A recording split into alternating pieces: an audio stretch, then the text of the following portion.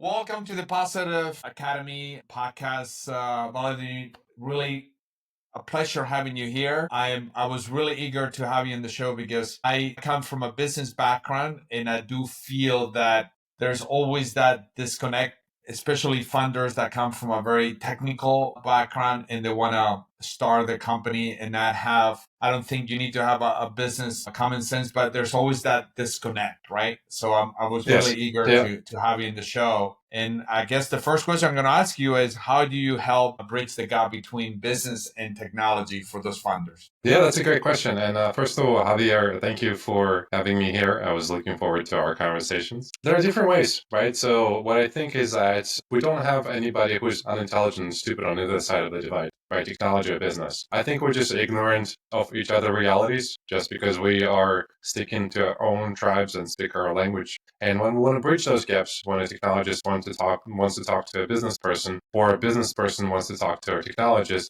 you kind of have to switch up your language. You may want to leverage some of the commonalities. You want to drop to the foundational language, which both sides understand. And only through that will we be able to actually make a path forward, right? Business person may ask like, hey, I want this website to be faster. And the technologist probably say, well, what do you mean by faster? There's so many different technical ways how you interpret it. And for the business person, that might come off as annoying and irritating because for them, there's only one definition of faster. Or, for example, like, hey, a technologist might ask for a raise and say, I want more money and then I want more compensation. And the business person might come back with this complicated framework from commissions, from revenue sharing, from other incentives that they can set up and might not be comprehensible to the tech person because it's not something that they've been aligned with before. But once you find commonalities, it's much easier to go forward. Yes, exactly. And when you were sharing that, there's an assessment that I do very similar to DISC, and it's called PDA. And one of the things they measure is your risk level. How are you a person that takes a lot of risk, or a person that has more patience and asks for Yeah. more data and kind of like you say, kind of more of the bigger why.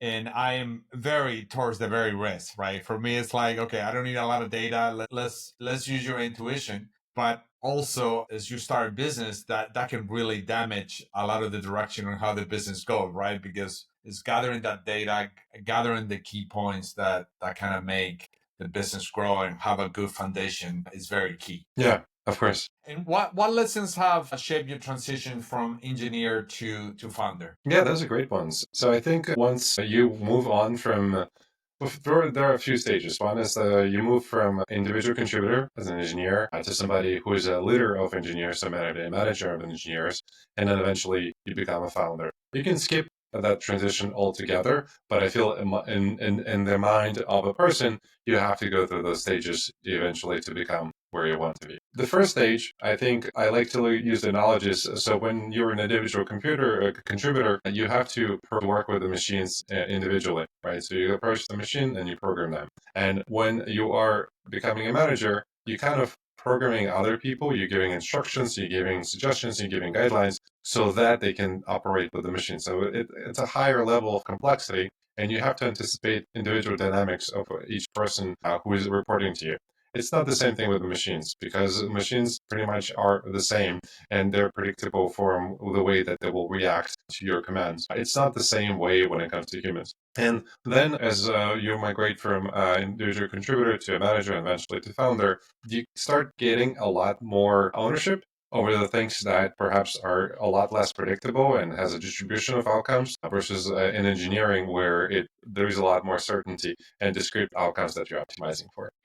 And I'm curious. I'm gonna throw a wrench over there Yeah. because I have coached individuals where they're very engineer based, and nothing to do with their personality being introvert and extrovert.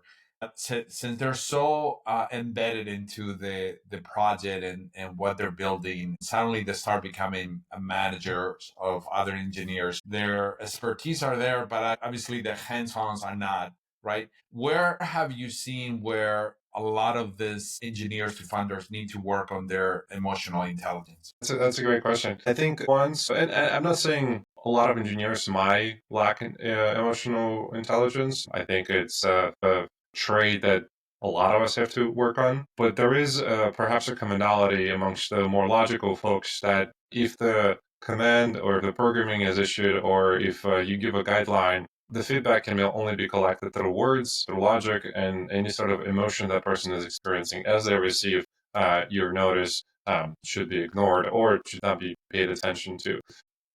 Instead, it actually gives a lot more color and a lot more understanding of how people think about what you are asking them to do or where you're taking them. In addition, if you're only giving a logical direction, in a sense, if you're not adding emotion, and the people who are reporting to you are a little bit more emotional spectrum in the way they perceive the word, they will perhaps treat you as a little bit more of a dry leader, and that will can affect culture, and it might be over a long term, you might not be as effective as you could be. Great. Obviously, I think one of the things that I was missing, and I started a lot of businesses. I think back in the days, coaching was something kind of high up, right? Only the top C-level executives got. But one of the things that I learned is having the right mentors and advisors to really help you, right? How can founders identify and benefit from this as they move towards their career growth? Yeah, no, that's a great question. When this question asked of me, I generally try to devise in the following way.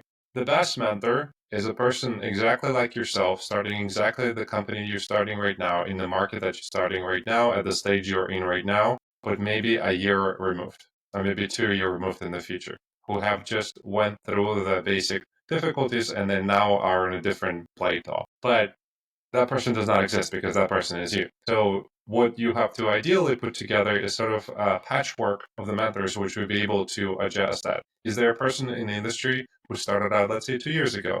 Is there a person in your type of a company who started again 2 years ago? Is the person at the stage which you're at was 2 years ago? And those are the best people to speak to because they have the most immediate answers to the practical and tactical things that you're facing on the ground. That's first tier of the mentors, which will be the most valuable for you. The next tier of founders would say like same categories, but 5 years removed, because it will give you a little bit better understanding where you want to move to. But you have to start kind of watching it with caution because the decisions they were making on the market conditions have changed because the market conditions have changed and they might no longer be relevant. Well, the tenets of their decisions might be true, but details might be already blurry. And the same thing comes for the next year of founders who were, let's say, in a similar kind of line of thing for about maybe 10 years. And then again, you have to watch out for how much of the general frameworks you're borrowing from them versus from exactly the advice, because that might have been already dated. And I love the way you kind of explain, and because obviously you are growing, right, as a founder. You're right, you're growing in your Yes. business. Yeah. And I always say that you need to, in a way, find the mentors that are, like you say, like ahead of you, right? Because if Yes. you stick with the same people, obviously that growth stops right there as well. So kind of looking into the growth of you as an individual, right? And how, hey, what would be the right mentor, like you say, in 5 years, 10 years, whatever time, and what expertise you have, so they can kind of help you as well. Another thing that I made so many mistakes, and I think I keep making mistakes as I started businesses, and it's interesting. The more mistakes I made, the better I learn, I think. But what are some common early stage startup risks, and how can these funders kind of mitigate them from them? Yeah, I think probably number one efficiency that could be installed as part of starting the business is removing a belief that you yourself can do all the things. And what I'm correct is that there's nothing stopping from you to becoming perfect about how to open a company, how to set up a hiring process, or how to do your bookkeeping, or how to do your legal work. Sure, you can do that yourself, but it's going to take you years to perfect the art versus paying somebody a few $100s to do the work of their experience, which have been matured over 20 years. So, in a sense, learning how to delegate the proper task and focusing only on the core IP of your startup is where the most efficiencies come in. Where is there opportunity to, let's say, get that legal framework, or get a higher proper CPA, or get a consultant about who knows everything about industry and has a network versus you building it up from scratch? In a sense, efficiencies come in from saving your time because you're going to be very limited in that as a startup founder. And you have to go against your own kind of belief that, well, I'm able to do this on my own to save the money. No, saving money is absolutely essential if you want to prolong your runway, but you want to also make sure to spend strategically on the things which have a lot of value, like somebody's experience, let's say 20, 30 years in the industry, or let's say services which are offered and don't require you to go up a very steep learning curve. Yeah, those are great advice. I talk to a lot of individuals, right, that they're growing their career, right, in tech or a startup as well. And obviously, the first thing I hear is all the politics that companies have, either small, medium, or large companies as well. Another thing is obviously the hierarchy, the culture of the company. And I see these individuals really focusing on those things and not really focusing on themselves. But what is your opinion, and what is the major misconceptions that people have about career growth in tech and in startups? Yeah, it's interesting that you started from the discussing politics, and this is usually where a lot of individuals, very smart individuals, say like, I don't want to do politics, especially corporate politics, and that's okay. Unfortunately, if you kind of avoid doing politics, then politics kind of drives you versus you driving it. In a sense, it's one of those necessary evils to pick up if you want to have a career growth. Now, politics is just an instrument. It's a model. It's an understanding. It's a view. But if you, on purpose, trying to be ignorant of how to understand politics and where it's coming from, then a lot of opportunities that might be available in an organization will pass you by if you're not paying attention.